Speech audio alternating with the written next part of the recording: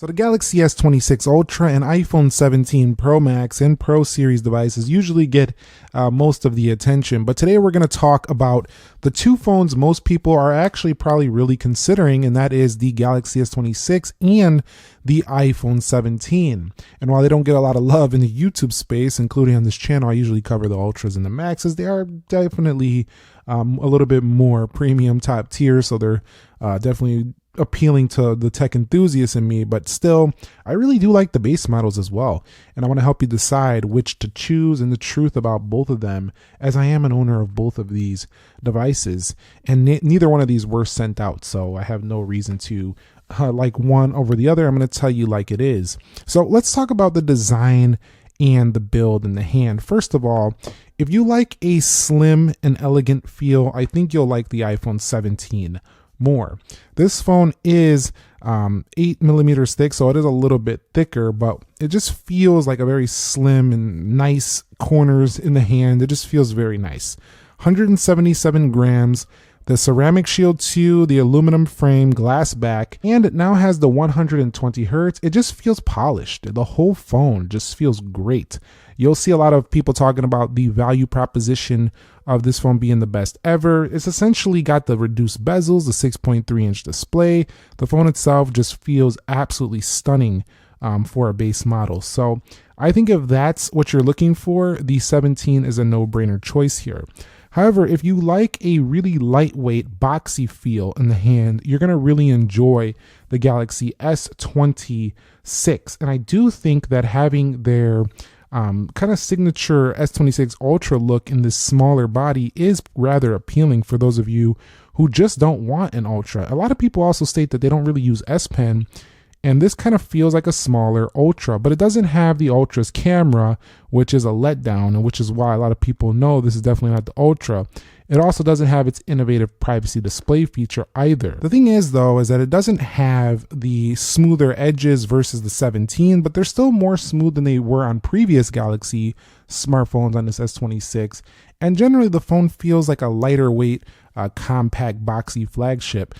Definitely, though, one thing about it, though, is that it does have a punch hole that's larger than some previous phones. The bezels are definitely rather thin on this phone as well, and it's super thin at 7.2 millimeters, even thinner than the iPhone 17. So again, compact, light, but the boxy shape, you'll have to decide if that's your style or if this rounded edges and this elegant, kind of feel over here is your style. Both of them are just absolutely beautiful phones. It just comes down to which you think feels better in the hand. I do suggest you go to wherever you're going to pick one of these up and hold both of them and see how they feel in that hand. Now, a lot of people say, well, I'll just get a case. It doesn't matter. It still matters because the case only adds grip and girth to the phone. It doesn't really change the shape of the phone, even with a case. I got a Galaxy S26 Ultra over here, and you'll see that the case is on there. It's a clear case, but you'll see that it's still got that shape, though. It's still the same shape. It's not like the case is going to change the shape of the phone. And so that's why I recommend that. Now, moving on to another display area. Well, we're going to talk about displays, the display area. Now, moving on to the areas of display, the Galaxy S26 does not have the privacy display featured on the Ultra. However, that's a good thing because for those of you who are sensitive to display changes, pixel arrangements, you might see a little bit of a different feel on the Galaxy S26 Ultra. On this one, it's going to look like what you're used to, but also gives you pretty much par for the course flagship phone display. You're going to get a very bright panel. You do have the ability to change extra brightness, so you don't have to get in the sun to take advantage of it. You also have different screen modes in here, including vivid and natural, and different advanced settings to change the RGB values for this phone. I do think that some other phones have a more focus on the eye care type features. This one really doesn't give a ton on that. Yes, we do have eye comfort, which is kind of like a night shift mode. And then you have the adaptive tone display over here. If we go right here, adaptive color tone, that's kind of like a true tone. But when it comes to like PWM-like features, Samsung needs to improve there. They don't really have a lot of that. But I do like that Samsung is one of the few manufacturers that'll let you increase the phone to its max brightness without having to hit sunlight. Sometimes you just want a brighter display. And that feature right there allows you to get that full advantage, even if it means at the cost of some battery life. So that is something. This one does have a little bit of a worse resolution though in terms of sharpness. So when we are going to be reading an article, you are looking at a slightly worse 411 pixels per inch versus 460 on the iPhone. But they do have the same exact aspect ratio. So what you're looking at is basically the same width of the display and kind of like the feel. So they kind of feel like they're the same spaciousness of the phone, but at the same time, you are getting a little bit less sharp. However, it does take a really keen eye and a very up close, very up close to even notice. And even then at a 411, and even then, I don't think you're going to really notice it at that pixel density. That's pretty high pixel density. Both of them 6.3 inches though. On the iPhone, we are looking at 6.3 inches as well. The thing about the iPhone though is that it does hit a higher peak brightness. Even though you're not able to really access that until the sunlight hits it, it is capable of 3000 nits peak brightness. This one is at 2600. Some people will think the Galaxy looks brighter though because it kind of gives you more of that brightness without needing to trigger it with the light on the sensor. But at the same time, you know, this phone does give you 120 hertz for the first time. So this actually feels a lot like a Galaxy display now because Galaxy phones already had this smooth resolution. But 17 bringing the ProMotion really makes it hard to recommend other iPhones because this kind of gives you the same thing. It feels like a Pro Lite type of phone. So I do like that. This also has an anti-reflective coating on board that's a little bit stronger than that over there. So I don't even know if this has an anti-reflective coating on board. Let me know if it does. The iPhone 17 though does give you OLED display, which is pretty nice. You're used to that. But over here you get the dynamic AMOLED display. I mean, both of them OLED. So very nice contrast ratios, very vibrant and sharp.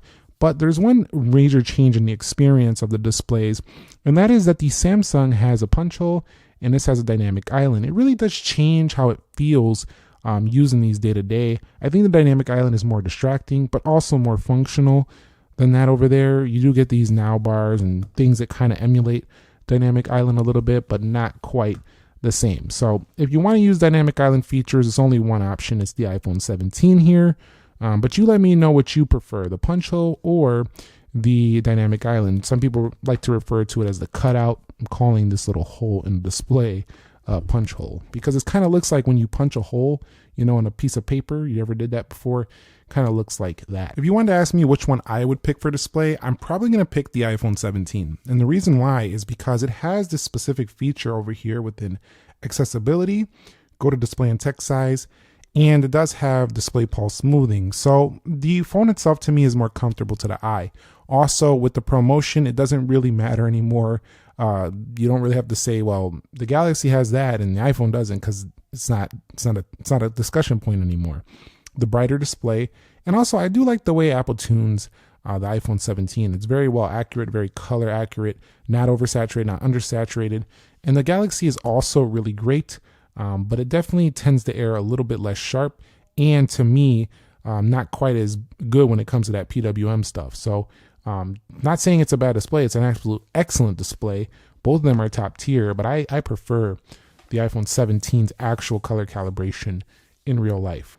All right, guys, so let's talk about performance between both of these phones. We already did a speed test, and you've seen that the Galaxy was doing very well against the iPhone 17.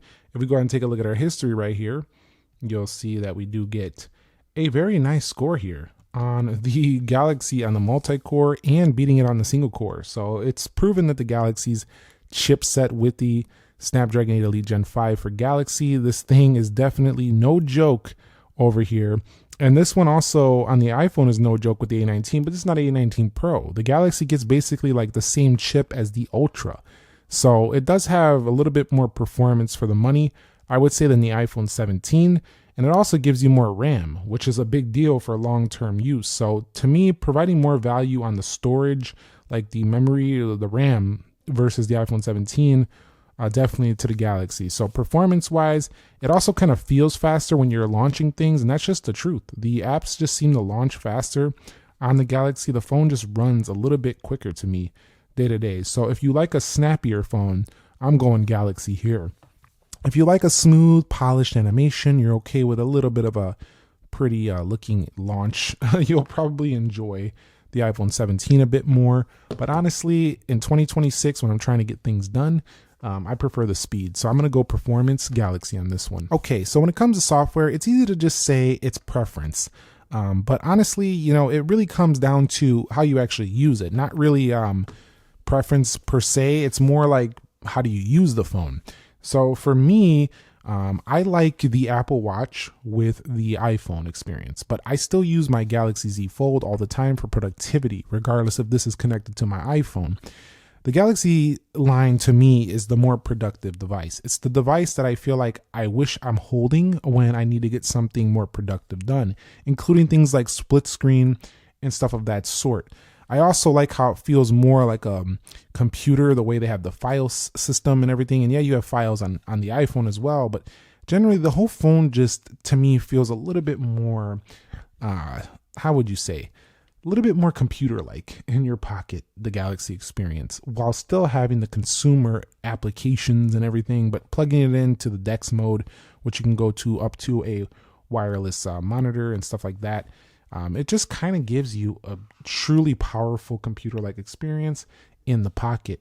Now, the iPhone feels very mobile, though. I do like the polish of the apps. I feel like there's a heavy focus on making very polished applications for the iPhone, and it really leads to a very luxurious experience with the software. Very, you could just count on it all the time, and you could tell that the developers update it quite a bit.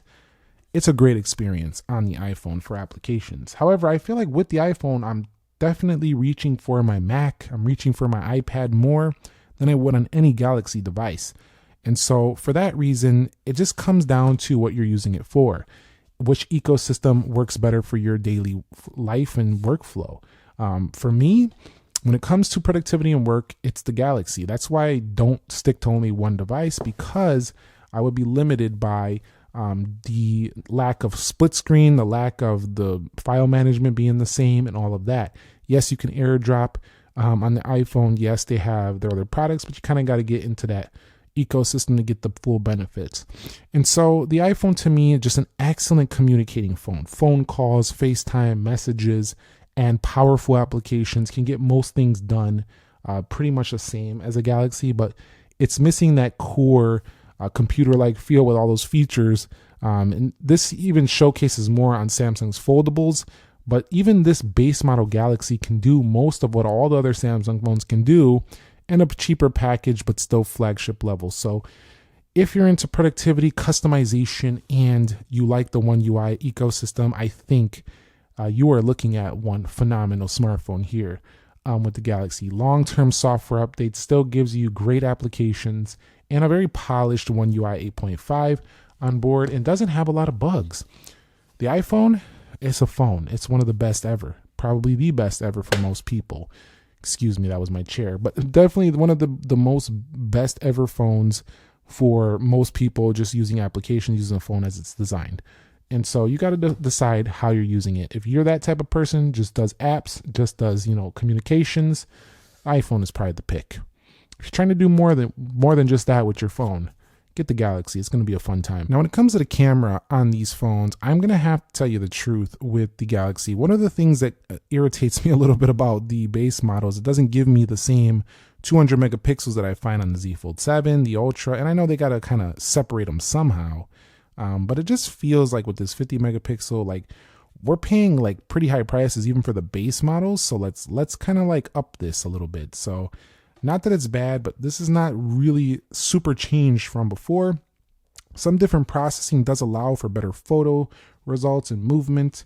And you do have this awesome feature right here, the horizontal lock setting. It's pretty crazy what that's capable of in video, allowing for some amazingly stable video in motion and in changing directions. So you're really going to enjoy that if you dig to do GoPro-like stuff and things on the movement. You're going to really like that.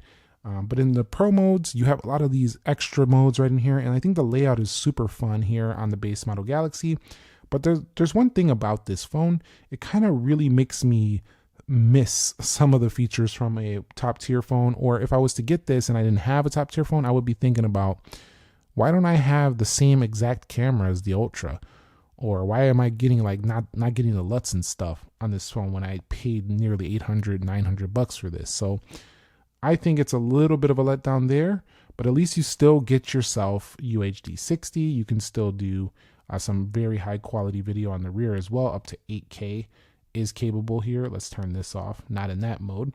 You'll get up to 8K 30, so video is strong, but again, it's coming on a sensor that is not quite ultra level, so almost dropped that.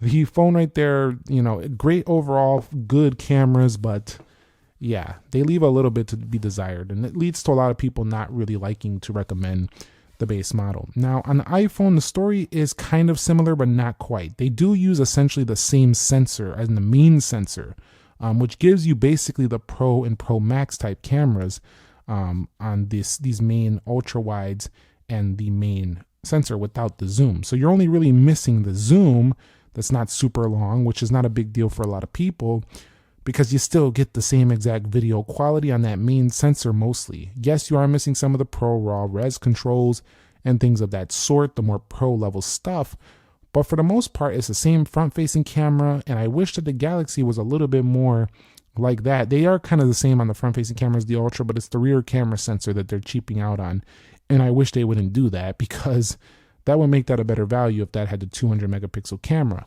on board. However, I think Samsung also has been kind of putting the same cameras for many, many years. Not that Apple doesn't kind of do the same thing, but this 48 megapixel is definitely pretty much the same as the Pro and Pro Max. So, and it has a better front-facing camera. Social media results also look a little bit better. So I think for social media users, they'll like the iPhone more. Front-facing selfie photographers, get the iPhone.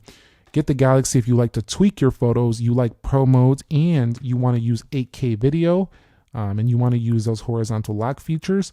The Galaxy is going to be the better pick overall there. So when it comes to the AI features, the Galaxy AI is definitely a little bit ahead of the iPhone here for sure. And they even improved it again with Now Nudge. They already had Now Brief before. You now have the Now Nudge, and you'll have to turn on personal intelligence within settings. And you do get quite a few AI features here. Now, some people think that these are gimmick. To me, they're not really gimmick if you use them, and they are very powerful features, but it's like you have to use this stuff. It's kind of like if you put a lot of power in a vehicle, but you don't use the power. Like, do you need that power? Kind of the same here. You put a lot of powerful features, but you don't use it. Kind of don't really matter that much. You can put a lot of feature set in a car. You can put a lot of software in the dash, but if the user doesn't want to use it or doesn't know how, doesn't care to learn, it's kind of useless. So it really depends on who you are. You know who you are if you're using AI heavy. You got the Gemini key, circle to search. I just think they're ahead here. Bixby got smarter as well with the Galaxy S26. And so therefore, I think heavy AI users would probably, I would steer you towards the Galaxy. However, and so on the iPhone, you do get the visual intelligence. You do get Apple's intelligence with the rewrite tools as well. And here, it's going to get better later this year, but the ChatGPT integration has been pretty solid on here. It's just, I feel like I'm using chatbots more on the iPhone. The iPhone does feel a little bit behind here, although it does have some more of the features than some previous iPhone years. And you're kind of like equipped for the future and how they're going to advance here. Probably likely this year in 2026. I think iOS 27 is going to bring a big focus on that area. So it's a good time to get an iPhone that supports Apple Intelligence because it's about to get really good. But the Galaxy is ahead here in intelligence. Most Android phones are. However, at the same time, again, are you actually using it? Because I feel like a lot of people are, I've been hearing a lot of comments that people are saying, I'm tired of hearing about AI already. If my phone has ChatGPT, has Gemini, I'm good. It has Claude, I'm fine. I could use that on pretty much any phone. I don't even need it to be a built-in AI phone. So a lot of people are just using the chatbots and not really caring if the phone has onboard AI. I hear a lot of iPhone 14 Pro Max users talking about how they don't even care. So we got to talk about it though, because it's available. But at the end of the day, the truth is that the Galaxy is the better pick for that area over the iPhone currently. But that might change in the future. Stay tuned to the channel as we lock in on iOS 27 later this year. When it comes to battery life, the truth is the iPhone has better real world battery life in my experience, regardless of the actual size of 3692. I don't know what it is. It just seems to last a little bit longer. It's not like crazy longer, but it definitely lasts an hour and a half or so better for me. It also standby time's much better as well. So one of the areas though where it loses out the iPhone 17 is when it comes to fast charging in terms of the speeds it can do. But one of the areas where the Galaxy actually surprisingly loses out is in wireless charging. Qi 2, it's actually 15 watts here on wireless, whereas the iPhone is 25 watts. So the iPhone actually charges faster than the Galaxy S26 this year. This is rather strange. We don't usually hear that all too often. But in real world practice, I've found that my battery life has been just a more of a joy on the iPhone, mostly in the area of just standby time. It seems to drain a little bit more in standby and actual usage. It goes down a little bit faster, especially from 100 to 90. As we get below there, it's not a substantial change. But here's the drill. I'm not trying to make this come off like the Galaxy don't last. Both of these phones do last the whole day. So don't take this portion of the video and just run with it like, oh, this is ridiculous. The Galaxy doesn't last. No, the Galaxy is an all-day phone. It's just your chart. You're going to be a little bit lower at the end of the day than the iPhone 17. When it comes to the area of biometrics, the iPhone 17, you are looking at Face ID. You just kind of look at it, swipe in, you're in the phone. That's convenient. That's nice. But you also have a nice feature here on the Galaxy ultrasonic fingerprint sensor. You literally don't even have to turn the screen on. Know where it's at. You're in that device. Man, this phone really reminds me of S25 Ultra, S26 Ultra, just the shape of it, even though it's a smaller version. And you get right in. This actually feels a lot more like the Ultra line than last year's S25, the base model. But yeah, ultrasonic or Face ID, I tend to prefer the Face ID on the iPhone 17, mostly because within authentication applications like banking and stuff like that, even if your hands are a little bit dirty or whatever, you know, greasy with some pizza stains, you know what I'm saying? Like, you're getting in really easily. I feel like with the biometrics, if the screen gets greasy or nasty, it kind of like it's annoying to use it sometimes with that. It can kind of miss sometimes as well when that happens. So I find the Face ID a little bit more convenient, but if you want speed, this could be potentially faster because you don't have to look at this. You kind of just know where it's at. I think the best solution to all fingerprint or all authentication methods is the one like on the Z Fold, where you unlock from the side power button. I think Apple can implement that as well within their iPhones on the side. They're probably going to do it on the iPhone Fold. Yeah, that's definitely how I feel about these two. I would choose the iPhone for convenience in the area of biometrics, the Galaxy for potential faster speed, and which to choose in terms of ecosystem. We talked a little about the Apple Watch earlier. You have Galaxy Buds, you have AirPods, you have Galaxy laptops, you have MacBooks, you have Galaxy tablets, you have iPads. I mean, which one to choose in ecosystem though? I think the iPhone's still better here. Here's why. The Apple Watch, the MacBooks were just updated, by the way. Everybody's talking about the Neo, which is an amazing value. These things just all seem like the same product. The Galaxy, I'm using a Windows laptop, and I'm using an Android tablet on an Android phone with a Galaxy Wear OS watch. I don't know, they're all really well connected. They have great features, powerful power user features. But I think right now the Apple ecosystem, when you're busy and doing stuff, is just so seamless still. It just seems to be like an unbeatable thing. So many manufacturers are trying to get there, and they're doing very well. It's closer than ever, and I feel like it's not at a point anymore where it's like you just have to use Apple to get a good ecosystem. Nah, you can use other ecosystems and be just fine. But the seamless transitions between them, it's like literally feels like you're just transitioning from one product to the next, and it feels exactly the same. That's something that's hard to beat, and I think Apple wins there in terms of ecosystem. So that's the truth between these two. And you can build out a cheap ecosystem on either, depending on which product you go with. You can get a cheaper Galaxy Watch or a cheaper Apple Watch. You can get a cheaper iPad and a cheaper MacBook Neo. And get the base model iPhone 17, or even go to 17e if you want. So there are ways to get a full ecosystem for less now than ever before. But ecosystem-wise, the transition between Mac, iPad, iPhone, Watch, it just feels like I'm switching between the same product on a different size and different format, either a laptop, a phone, and the way you can customize icons exactly the same kind of leads to that a little bit more as well. Which to choose in terms of resale value? You know which one this is? It's the iPhone. Unless you trade the Galaxy into Samsung for another trade-in on another Samsung phone, you're usually going to get more for the iPhone 17. So the 17 is going to be a much faster sell and easier sell due to it being an Apple iPhone versus the Galaxy. So resale, if you're planning to like keep these in short term and want to sell them soon, get something new, this is going to be a better time over here. If you just want a really powerful phone and you're going to keep it a long time and you want a lot of usage out of it, the Samsung is probably the better phone in that regard. So let's get down to the verdict. Which phone to choose? Well, the final verdict is the iPhone 17 is for pretty much, it's the everyman iPhone. You could be a tech enthusiast, you can be a regular iPhone user, you could just be anybody and just get a 17 and be happy. It literally does everything well. It does the camera well, it does the front-facing camera well, it does the battery life extremely well, has a super smooth and just right size of 6.3 inches, polished applications, polished feeling device all around the board. And also comes with the ability to build out an ecosystem with the Apple product line if you want to do that and get a MacBook Neo, get a cheaper iPad, something like that.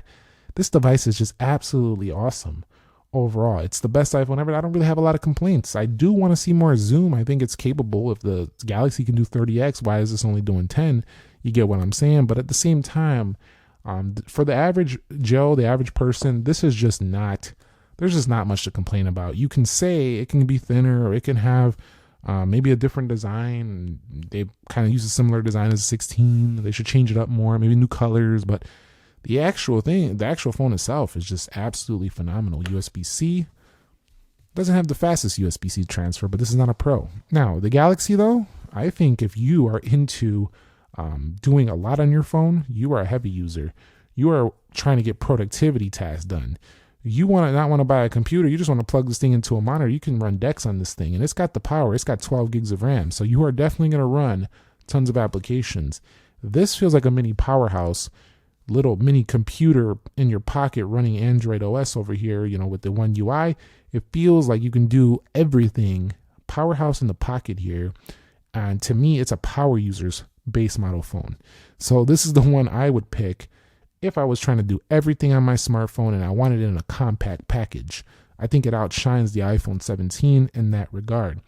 Even you'll see it in the camera department. It has an extra camera and more features available. So this is the power user's base phone, I feel like. And the iPhone 17 is the everyman phone. So let me know your thoughts on my final verdict of these two phones. If you agree or disagree, and let's talk about it. Which one are you going to decide to go with? Share your thoughts, questions, comments, concerns, and experiences with the community down below in the comments. It helps other people to decide which one is for them. Anyway, I'll catch you guys all in the next episode. Have a great day. Nick here, and peace.